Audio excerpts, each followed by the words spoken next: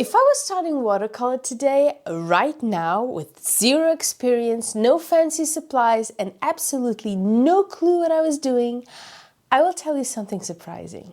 The very first thing I do is nothing. Well, okay, not nothing.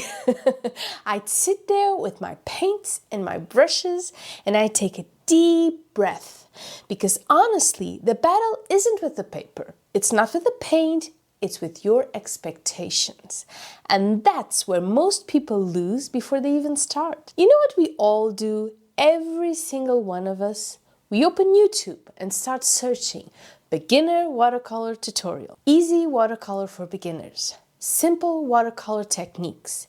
And we click on the first video that looks friendly and not too scary. And then 50 minutes in, the artist is casually doing some wet-on-wet technique that they've mastered after 8 years of practice, and you're thinking, oh no, I can't do that. I am terrible at this. And then you know what happens next. You close your sketchbook, you put the brushes away, and you tell yourself you're just not artistic. So, if I started painting today, the very first rule I'd give myself, my first piece of advice is this.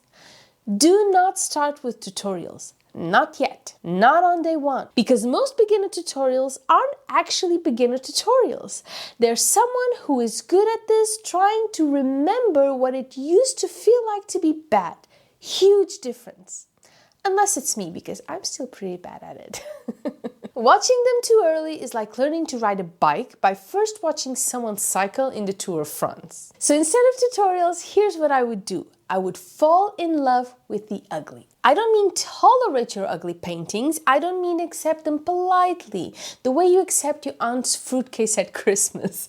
I mean fall in love with them, adore them, celebrate them, hold them up under the light and say, look at this wonderful disaster I made. Because, and nobody tells you this, the people who actually get good at art are the ones who love their ugly work just as much as the pretty pieces. If you only love the perfect ones, you are going to quit. Guaranteed. Because in the beginning, 90% of your paintings are going to be ugly. Not kind of off, not slightly wonky, I mean truly, breathtakingly ugly. And that's normal. And here's the twist. If you can love the ugly ones, the learning curve becomes fun. Instead of a failure, you feel curiosity. Instead of frustration, you feel play. Because ugly means you're experimenting. Ugly means you're learning how water flows, how pigment blues, how paper behaves. Ugly means you're actually doing the thing, not just dreaming about being good someday. But the next thing I would tell my beginner self is this. Forget realism. Completely. Throw it out the window. Because realism is the fastest way to frustration. I am telling you, if I started today, I wouldn't even try to paint something the way it looks in real life. Not even close. Instead, I'd go straight into cubism. Listen, Picasso did not wake up one morning and say, I think I'll paint a hyper-realistic pear today. No, he broke things down into shapes, circles, squares, triangles, cubes. He played with perspective. He rearranged parts of the world like little puzzle pieces. And guess what? That approach is so much more beginner-friendly. Not because it's easier, though it is, but because it removes the pressure to be perfect. You're not trying to capture reality, you're just rearranging shapes. You're practicing being a craftsman, placing one piece next to another, seeing what happens when colors overlap, discovering how lines intersect. And once you see paintings as building with shapes instead of trying to replicate a photo, everything gets lighter. You stop judging, you stop comparing, you start playing. And when you're playing, you can't really fail. Now, while we're on the topic of making the progress magical, here's something I wish someone had told me early on. Romanticize the journey, not the outcome, but the journey. This is the part adults just forget. When we were kids, getting new art supplies was thrilling. A fresh box of crayons felt like opening a treasure chest. But as adults, we are told to be practical, sensible, mature, whatever that means. It's like Picasso said one day, it took me 4 years to paint like Raphael, but a lifetime to paint like a child. So if I started today, I would fully embrace the romance of it all. I'd pick supplies that make me feel something. I wouldn't just grab the cheapest paper out of guilt or the fanciest because someone online said I should.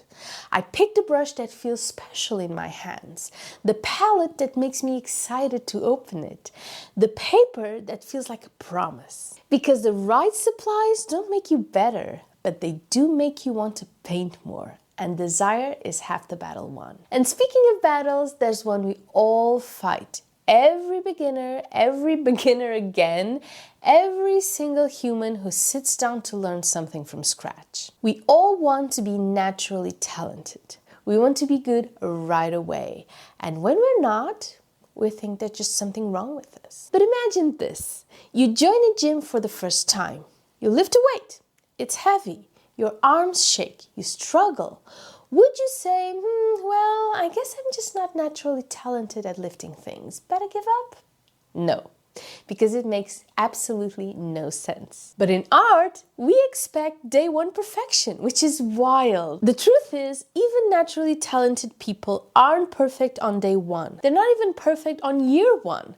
They're just willing to make more ugly things than the rest of us. If I was starting today, I would write this on a sticky note and put it next to my workplace. Talent is a bonus. Practice is the point. And here's the final thing, and yes, it sounds cliche, and yes, you have heard it 1,000 times, but this version is slightly different. It's not about the destination, it's about the collection of stories you build while you get there. If you stick with painting long enough, you will not remember the exact shade you use on your first good landscape. You will not remember the brushstroke that finally clicked.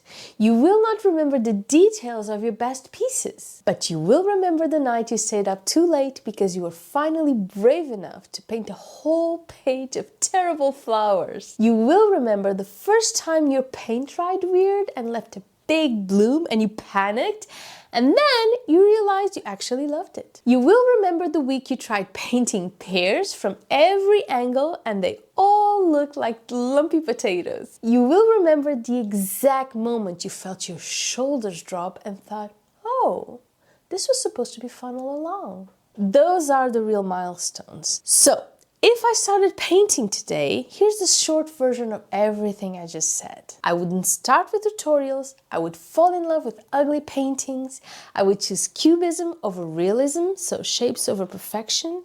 I would romanticize the entire journey starting with my supplies. I would stop waiting to be magically talented. And I would cherish the stories far more than the painting. But of course, you didn't click on this video for the short version. You clicked because you wanted to know what I would do if I were starting completely from zero. So here it is. Here's the real answer. The thing I would do first, before the techniques, before the supplies, before the shortcuts, before the tutorials, I would give myself permission to be a beginner. A real one, a messy one, a curious one, an embarrassing one. Because once you give yourself that permission, everything else becomes possible. The ugly paintings, they're no longer evidence that you're bad.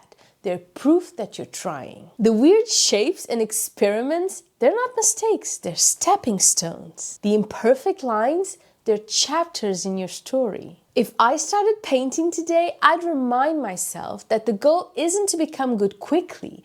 The goal is to become someone who enjoys painting, someone who sees the world differently, someone who finds magic in color and shape and water, someone who keeps showing up, not because they're talented, but because they're alive. And that's exactly what I would want for you too. So, if you're starting today or starting again, don't worry about being good yet. That will come, it always does. For now, just dip your brush into the water, pick up that color that calls to you, make a shape, any shape, let it be ugly, let it be wonderful. Let it be yours. Because that's what I would do if I started painting today, and I think it's a pretty great place to begin. See you soon. Bye bye.